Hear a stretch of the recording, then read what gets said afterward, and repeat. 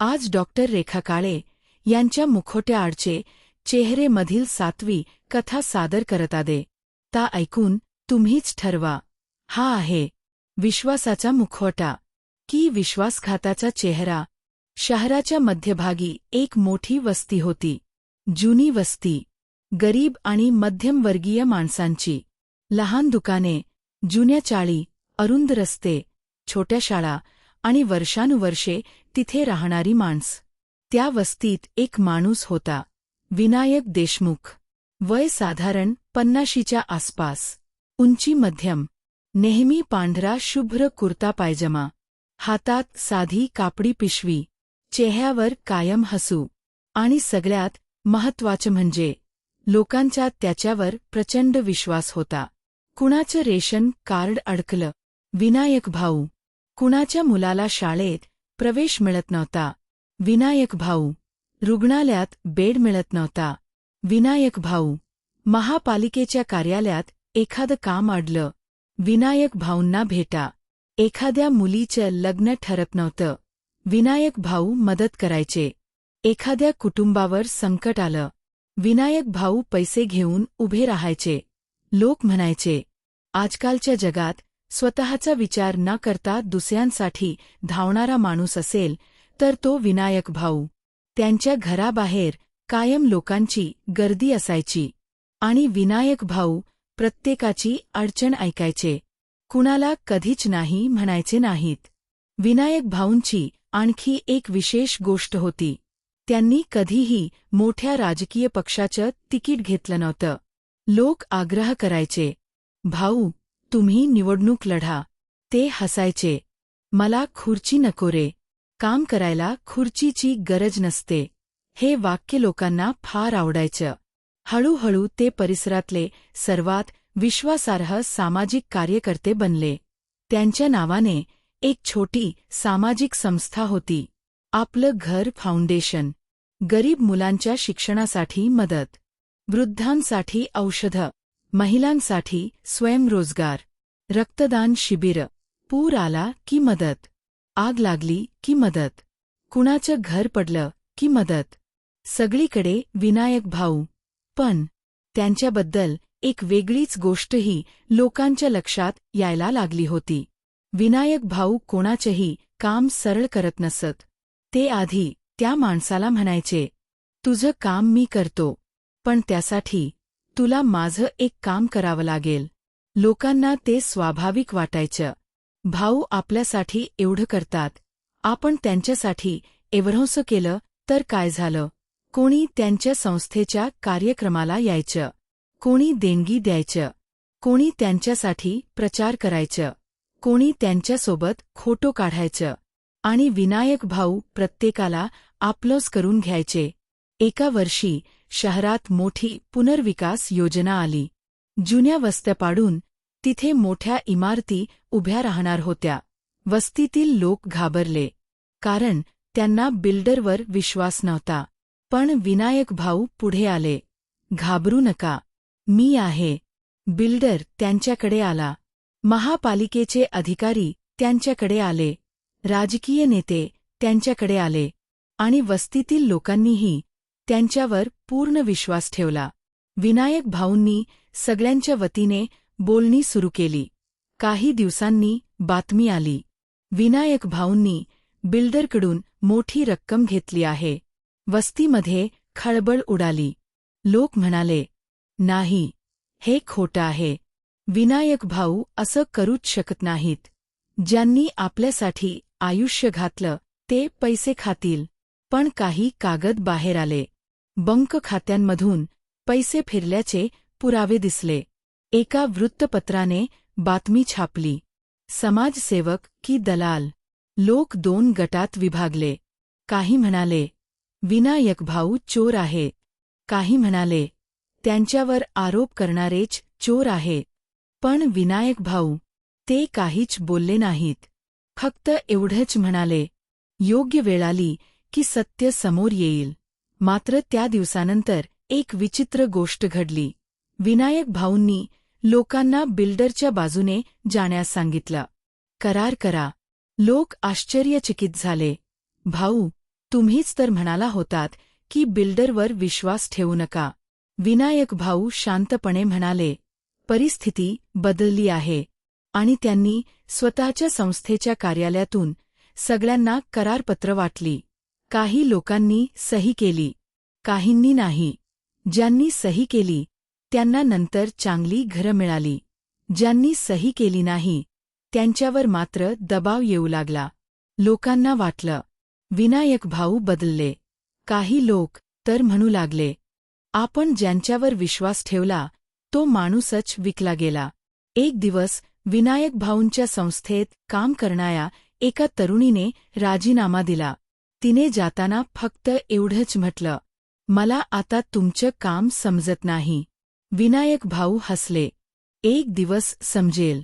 दरम्यान पुनर्विकासाचं काम सुरू झालं. जुनी घरं पाडली जाऊ लागली. नवीन इमारतींचं बांधकाम सुरू झालं.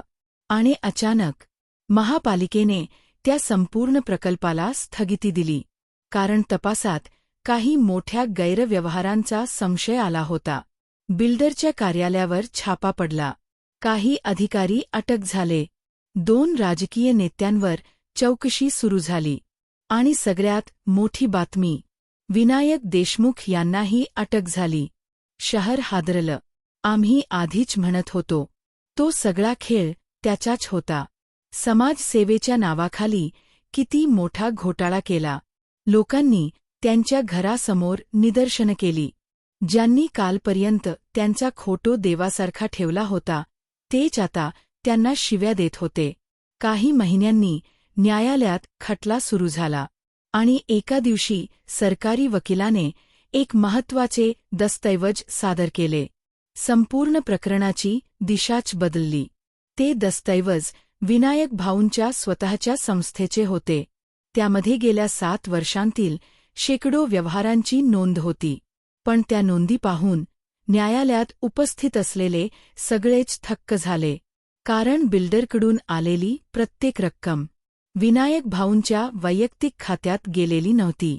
ती वेगवेगळ्या लोकांच्या नावाने ठेवलेल्या लहान लहान सुरक्षित खात्यांमध्ये जमा करण्यात आली होती. आणि त्या पैशातून लोकांना नवीन घरांसाठी आगाऊ रक्कम दिली गेली होती. काही वृद्धांच्या नावावर कागदपत्र तयार करण्यात आली होती. काही अनाथ मुलांच्या शिक्षणासाठी निधी ठेवला होता. काही महिलांच्या नावावर बचत खात्यांमध्ये रक्कम ठेवली होती. पण हा तर फक्त एक भाग होता. सगळ्यात मोठा पुरावा अजून बाकी होता. विनायक भाऊंनी बिल्डरकडून पैसे घेतल्याचा आरोप खरा होता. पण ते पैसे त्यांनी मागितले नव्हते. त्यांनी मुद्दाम बिल्डरला विश्वासात घेतलं होतं.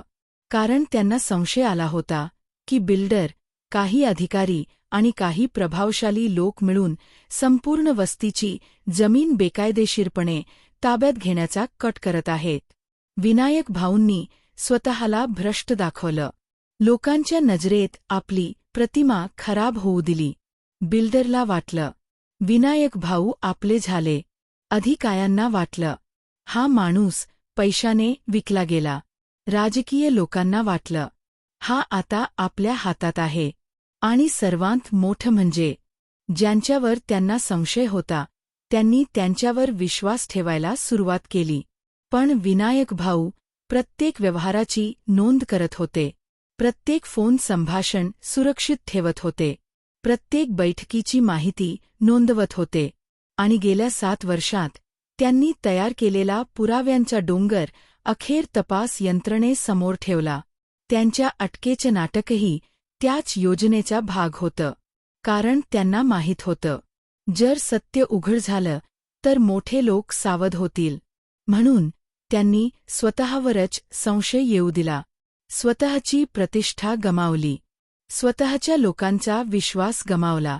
अगदी तुरुंगात जाण्याचीही तयारी ठेवली. फक्त त्या संपूर्ण जाळ्याचा पर्दाफाश करण्यासाठी. न्यायालयाने अखेर त्यांच्यावरील आरोप फेटाळले. आणि तपासाच्या आधारे त्या संपूर्ण गैरव्यवहाराचं जाळं उघड झालं. ज्यांनी विनायक भाऊंना चोर म्हटलं होतं तेच लोक आता त्यांच्या घराबाहेर उभे होते. ज्यांनी त्यांच्यावर विश्वास ठेवला नव्हता ते माफी मागत होते. एक वृद्ध माणूस रडत म्हणाला, भाऊ, आम्ही तुम्हाला किती वाईट बोललो. विनायक भाऊंनी त्याच्या खांद्यावर हात ठेवला. तुमची चूक नाही. तो माणूस म्हणाला, मग आमची चूक नाही तर कोणाची? विनायक भाऊ हसले आणि म्हणाले, तुम्ही माझ्यावर विश्वास ठेवला होता, म्हणूनच माझा मुखवटा यशस्वी झाला. सगळे त्यांच्याकडे पाहत राहिले. ते पुढे म्हणाले, आणि नंतर तुम्ही माझ्यावर विश्वास ठेवणं थांबवलंत. म्हणून माझ्यावर विश्वास ठेवणाऱ्या लोकांना मी पकडू शकलो. सगळे शांत झाले. विनायक भाऊ म्हणाले, तुम्हाला वाटत होतं मी तुमचा विश्वासघात केला, पण खरं सांगू, मला तुमचा विश्वास काही काळासाठी गमवावा लागला, कारण मला तुमचं भविष्य वाचवायचं होतं. त्या दिवशी लोकांना एक फार मोठा धडा मिळाला. प्रत्येक चांगला माणूस चांगला दिसेलच असं नाही, आणि कधीकधी एखादा माणूस वाईट दिसणंही स्वीकारतो, कारण त्याला एखादं मोठं चांगलं काम पूर्ण करायचं असतं. आपण चेहरा पाहतो, तो माणूस काय बोलतो ते ऐकतो, त्याच्याबद्दल लोक काय म्हणतात ते ऐकतो, आणि मग त्याच्याबद्दल मत बनवतो. पण सत्य अनेकदा या सगळ्याच्या मागे लपलेलं असतं. मुखवट्या आडचा चेहरा. कधीकधी चांगला माणूस स्वतःला वाईट दिसू देतो, कारण त्याला स्वतःची प्रतिमा वाचवण्यापेक्षा एखादं मोठं सत्य वाचवणं महत्त्वाचं वाटतं. कधीकधी विश्वास मिळवण्यासाठी मुखवटा घातला जातो, आणि कधीकधी विश्वास तोडल्यासारखं दाखवून एखाद्याचा खरा चेहरा बाहेर काढला जातो. म्हणूनच एखाद्या माणसाचा मुखवटा पाहून लगेच निर्णय घेऊ नका, कारण कदाचित जो माणूस तुम्हाला सर्वात जास्त संशयास्पद वाटतो आहे, तोच तुमच्यासाठी सर्वात मोठी लढाई लढत असेल. आणि कधीकधी आपण ज्याच्यावर विश्वास ठेवत नाही त्याच्या मागेच सत्य उभं असतं. ही कथा होती मुखवट्या आडचा चेहरा, भाग 7. याच्या लेखिका आहे डॉक्टर रेखा काळे. कथा ऐकून तुम्हीच ठरवा, हा होता विश्वासघाताचा मुखवटा की विश्वास वाचवणारा चेहरा? तुम्हाला काय वाटतं? एखाद्या माणसाचं खरं व्यक्तिमत्व ओळखण्यासाठी त्याचा चेहरा पाहावा, त्याची कृत्यं पाहावीत, की त्यामागचा हेतू समजून घ्यावा? तुमचं मत कमेंटमध्ये नक्की सांगा.